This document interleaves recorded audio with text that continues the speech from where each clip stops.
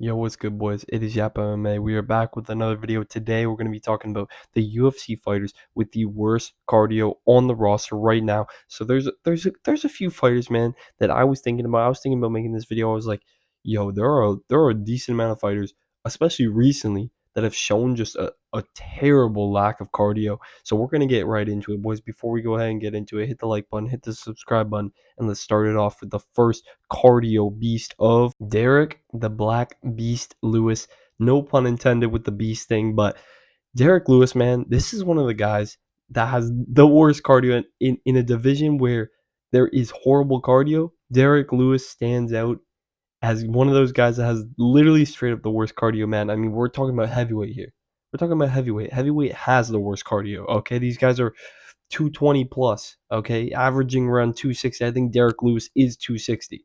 After round one, this dude does not exist as a fighter. He just stands around. He walks around. He got knockout power. He got knockout power. Don't get me wrong. Derek Lewis can put anybody to sleep, but the technique and the cardio is not there. The cardio is just, this is a thing where it's like Derek Lewis has never, ever, ever attempted to go on a run in his life. He does not try to do any cardio. You already know Derek Lewis. He's just punching and punch bag all day.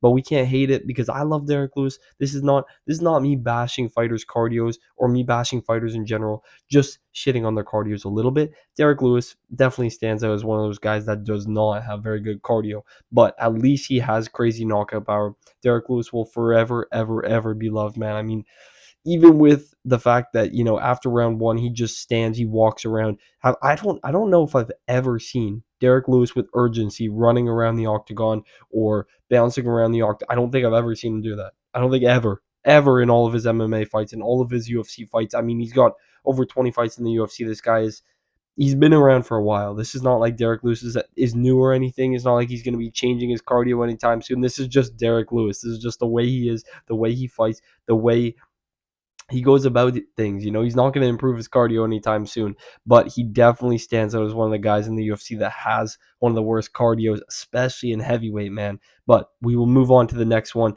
I'm gonna say the next guy that doesn't have very good cardio, man. It's gotta be freaking Rodriguez, man. I mean, recently he fought Jared Cannonier. Gregory Rodriguez fought Cannonier not that long ago. I thought Rodriguez, younger fighter, fresher fighter, going to be able to push into the later rounds, but the experience from Jared Cannonier just absolutely crushed Gregory Rodriguez. Rodriguez was gassed out after a round and a half in a 5-round fight. The second I saw Gregory Rodriguez slowing down in round two, I was like, it's over, man. I knew Cannonier was going to pick it up, be able to lay it on, and he got Rodriguez out of there in round four. I mean, Rodriguez is a tough dude, but the cardio was not there. The cardio for this guy, you cannot be a top 10 middleweight. You could not be in the rankings if you don't have decent cardio, unless you're a heavyweight, of course. But Rodriguez just terrible, terrible cardio, terrible lack of cardio, and he got beat down by 42-year-old Jared Cannonier, man. I mean, I was super happy. Don't get me wrong. I was super happy about the Cannonier win. I love Jared Cannonier, but I definitely thought Rodriguez had that. The cardio wasn't there. That was the defining factor in the fight. The power from Rodriguez was there, but Jared Cannonier ate those shots, powered through, used his experience. That's what it came down to, and Rodriguez just doesn't have that cardio or that experience. Even after round two, he was gassed, and it was a 5-round fight, so he was just cooked, man. I don't think he'll ever make it into the middleweight rankings with that cardio, and I think he's 32, 33 now. We'll see what happens, but Gregory Rodriguez's cardio, it was never an issue before. In a 5-round fight, it just doesn't work, man. It does not work. But we will move on to the next guy that's got bad cardio. Tai Tuivasa, Tai Shui Tuivasa, man. I mean, this is a no-brainer. This is a horrible picture I picked. I just realized you can't even see his face. But Tai Tuivasa, man, horrible cardio. One of the worst cardios in the UFC. One of the worst cardios at heavyweight, of course. I mean, the dude is on a 5-fight losing streak right now. It sucks to say. He used to be 15-3. He's 15-8 right now.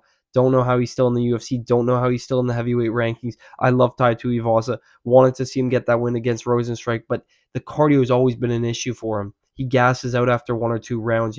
He's not able to keep that movement, and he's got a lot of flab on him. I know that's Tuivasa's build. I mean, now he's starting to look like DC a little bit, man. I mean, he's eating way too much. I just don't see Tai Tuivasa continuing his career, getting another win in the UFC. I do feel like he will retire soon enough, but Tai Tuivasa, he's never even tried cutting weight, never even tried to, do cardio or better himself in any way. So Tai Tuivasa has to be on this list, man. I love Tai Tuivasa. I really, really want to see him get that win, get back in the win column. I just don't see it happening, mainly because of the cardio, just the lack of effort, the lack of, want and desperation to try and get a win. He doesn't even want to. So it's just cooked from the get-go. But the cardio is a huge, huge factor. I mean, this dude he gasses out right away.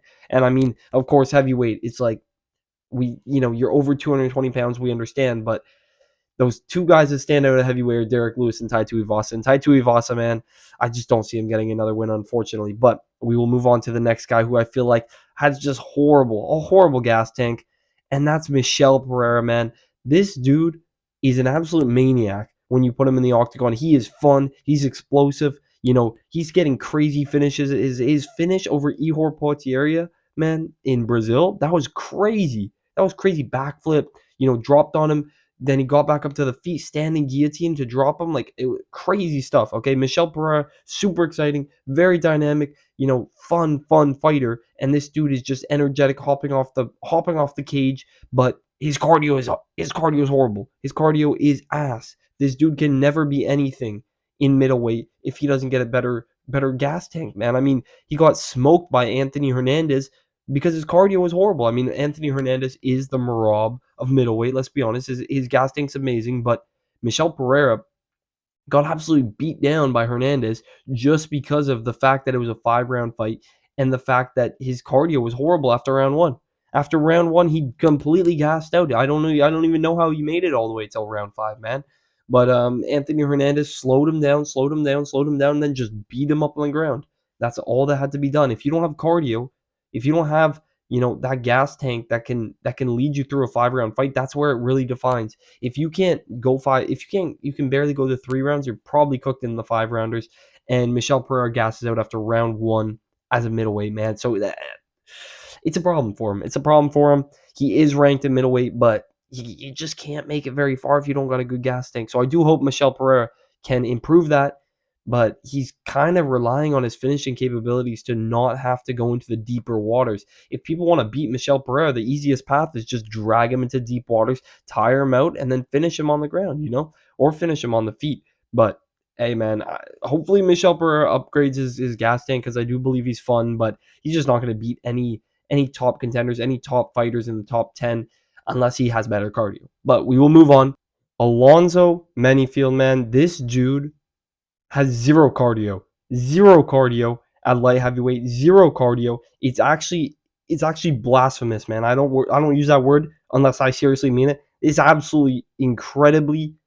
It's just horrible to watch. It's horrible to watch. If you watch his last fight against Julius Walker, an unranked first fight in the UFC, 6-0 in MMA, doesn't know how to strike, doesn't know how to wrestle, taught himself basically how to do MMA, fought Alonzo Menifield, a ranked light heavyweight fighter in the UFC, and Alonzo Menifield was gassed out after 1 round with this dude. 1 round with Julius Walker, a basketball player, not signed to the UFC for a long contract, signed for 1 fight.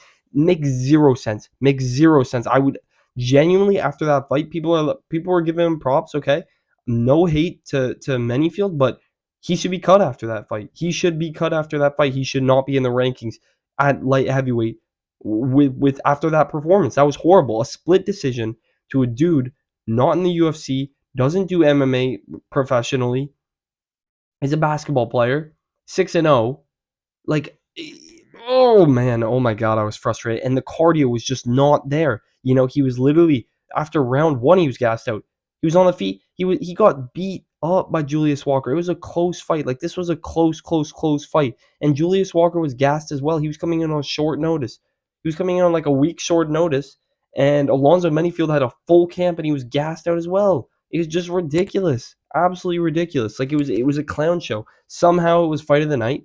Somehow, no idea how it was fight of the night, but so be it, man. But Alonzo Menifield needs to get a better gas tank. I mean, that was an embarrassing performance by him.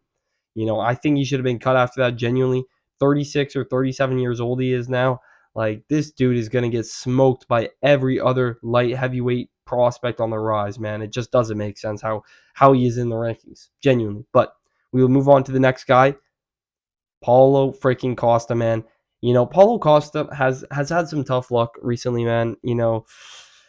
Obviously he's fought top contenders. I don't know why Paulo Costa keeps fighting guys in the top five. Like, stop fighting Whitaker, stop fighting Sean Strickland, stop fighting Vittori's. Like, this guy needs to stop fighting dudes in the top 10 period. In the top 10 period, but his gas tank is a serious problem, even in 3 rounders. He was able to go the distance with Vittori, but he got beat up. And he struggled recently against Whitaker. He was tired. He was gassing out against Sean Strickland. He was tired as well. Like, Paulo Costa, just maybe it's just he doesn't have most the best body positivity or body language. I mean, he looks pretty bad when he's fighting, as in, like, he's tired. He looks tired when he fights. Is he really that gassed out? We don't know, but he always looks gassed. Paulo Costa always looks gassed, and that's a problem, man. He needs to have more secret juice. I don't know what it is, but Paulo Costa's cardio needs to be worked on, and he needs to fight lower in the rankings, man. But these are all the guys that I just feel like have horrible cardio. These are guys that need to improve their cardio, like excessively, man, excessively. But if you guys did enjoy the video, hit the like button, hit the subscribe button, drop your comments down below. What other fighters have horrible gas tanks, horrible cardio? I'd love to hear what you guys got to say, and I will catch you boys in the next one. See you.